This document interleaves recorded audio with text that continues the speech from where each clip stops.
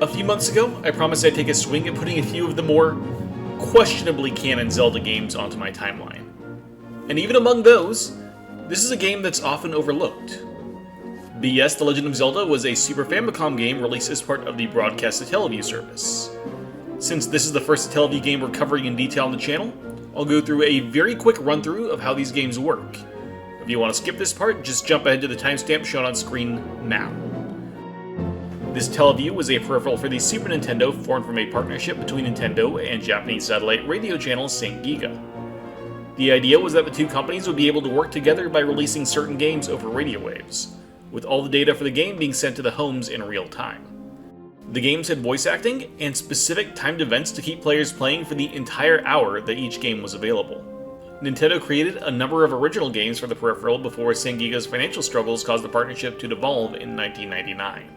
Returning to BS Zelda specifically, the game was split into 4 parts, each broadcast on consecutive Sunday evenings. The first set of broadcasts occurred between August 9th and 30th, 1995. Gameplay-wise, BS Zelda is a remake of the original Legend of Zelda from 1986 with some changes. The map is also smaller than in the original game. Like in Zelda 1, hidden throughout the world are 8 dungeons, 2 of which are unlocked with each weekly broadcast. Interestingly, the game opens up with a backstory from A Link to the Past, describing the imprisoning war in almost the exact same verbiage as that game. If you want to know that story, then go ahead and check out my video on A Link to the Past. After that little bit of history, we shift to the current era, where Ganon's demonic hordes kidnap Princess Zelda, the Priestess of Wisdom, and seize the Triforce of Wisdom under her protection. He split it among 8 of his strongest soldiers, who hid themselves around Hyrule, before finding his own hidden place to await any challengers. This should raise eyebrows for anyone familiar with the original game series of events. There are a number of changes in here, most notably that Ganon actually gets the Triforce. In the original NES game, it was Zelda who split it up in order to keep him from getting it, but here he's actually succeeded in his goal. So this departure is our first hint that maybe BS Zelda is more than a simple remake. Our next hint comes in the form of our player character. This character is the player avatar of the Satellaview system itself, coming from a place known simply as the town whose name has been stolen. This town deserves a video all to itself, which you can keep an eye out for sometime soon, hopefully. If you want to see that, be sure to subscribe so you don't miss it. But more or less, it's a city within the Satellaview peripheral that acts as a sort of main menu. This character was simply isekai'd into Hyrule. Funnily enough, this is not the only time that they came to this world, and they also return as the main characters of the second Satellaview Zelda game, Ancient Stone Tablets, where the character is given the title of the Hero of Light. Since they're both the same person, that's the name I'll use to refer to this character throughout the rest of the video. The Hero of Light was apparently drawn to Hyrule by following stars, a reference once again continued in Ancient Stone Tablets. The stars are referenced throughout the game as a sort of mystical force that not only draws the protagonist to Hyrule, but also performs magic to aid them, which we'll get into in a bit. The narrator of the game seems to have a lot of knowledge about the world of Hyrule. I have to wonder if they're sort of a representative of the stars. And, much like we're given the chance to play this game once a week, the hero follows the same schedule. At the end of every episode, they're pulled out of Hyrule, with the promise of returning in 1 week's time to continue their journey. On that journey, the Hero of Light is aided by the Old Man.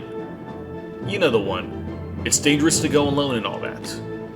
Okay, maybe he's not exactly the same person, but he's definitely hidden in the same cave. Also, not all the old men in the game are the same person, as the old man that speaks in our ear discusses a number of the others. This old man is a wizard of some sort, capable of using magic that he finds while researching what he calls ancient forbidden scrolls. This magic can have a variety of effects, from summoning lightning and fairies to directly manipulating the minds of other people. He's also capable of overcoming the magical gloom caused by Ganon's magic, meaning he's actually quite powerful. The most notable of these powers, I think, is when he manages to cause the stopwatch effect, stopping all enemies around the hero in their tracks. The game actually gives us an explanation for how this effect works. Apparently, this power is the strongest spell in the Lightning chapter of his ancient texts. So it seems like the affected enemies may be paralyzed by lightning, something like you'd see in Pokemon. It also makes me think of how the Franklin badge from the Earthbound series kind of looks like a watch, and I've gone cross-eyed thinking about it, so I'm going to back off on this point. The old man is capable of a lot of magic himself, but he's also capable of channeling magic from other sources. A few times throughout the adventure, the power of the stars that drew the Hero of Light into Hyrule channels its energy through him, granting the hero infinite amounts of various abilities such as sword beams, bombs, or candle charges. After meeting the old man and retrieving the wooden sword, the Hero of Light ventures out into Hyrule, with the old man whispering in their ear throughout the adventure. Actually, since this game predates Ocarina of Time, does that kind of make him the first companion in series history?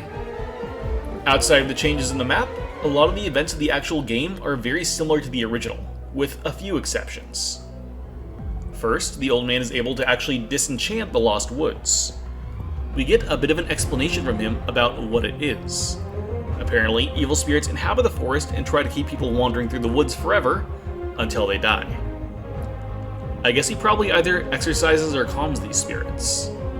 Unlike a lot of his other spells that are temporary, this one remains through the rest of the game, so I think this is actually a permanent change to the Lost Woods. We also get a little backstory for the potion-selling old woman, who apparently went into hiding after being attacked by peahens. Towards the end of the third week, when the hero likely has 6 of the 8 shards of the Triforce, Ganon decides that things are getting a little close for comfort, and summons a stormy darkness to descend over Hyrule. I imagine this looks similar to the area around Great Fish Isle in The Wind Waker. With this darkness, the monsters that usually sit in the dungeons rise to the surface. Hyrule itself suddenly becomes much more dangerous, with the threat of the Dark Nuts in the overworld. Come the start of the 4th week, the old man has found a way to fight back against Ganon's darkness, allowing the hero to once again travel the world safely.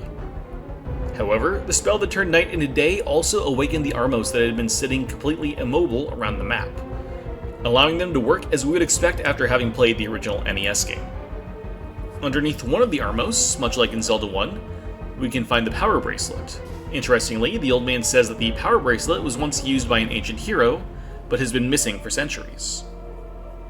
Also during that 4th week, 2 of the most powerful objects in the game, the Magic Sword and the Red Ring, become available.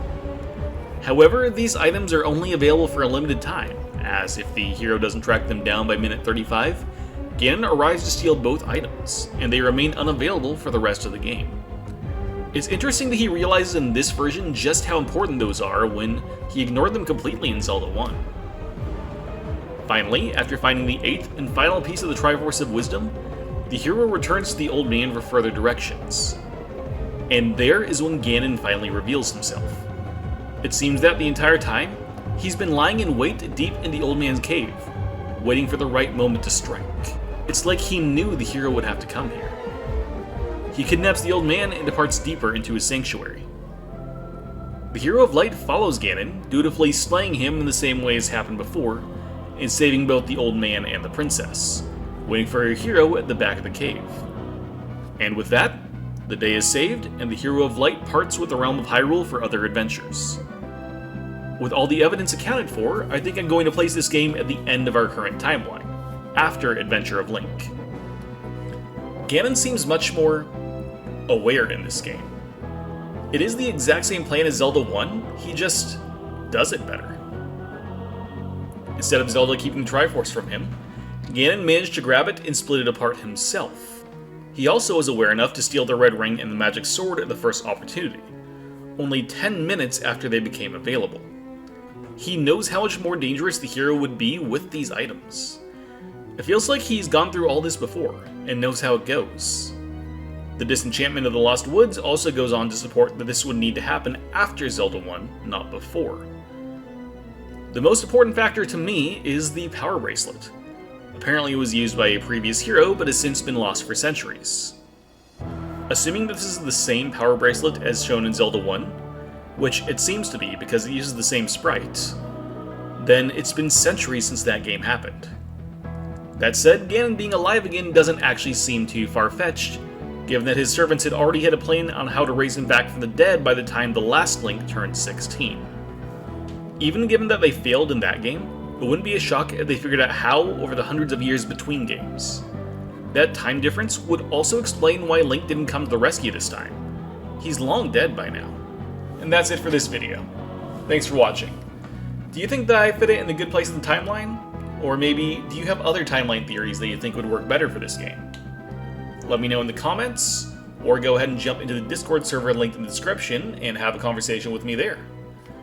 Thanks for watching, and I'll see you next time.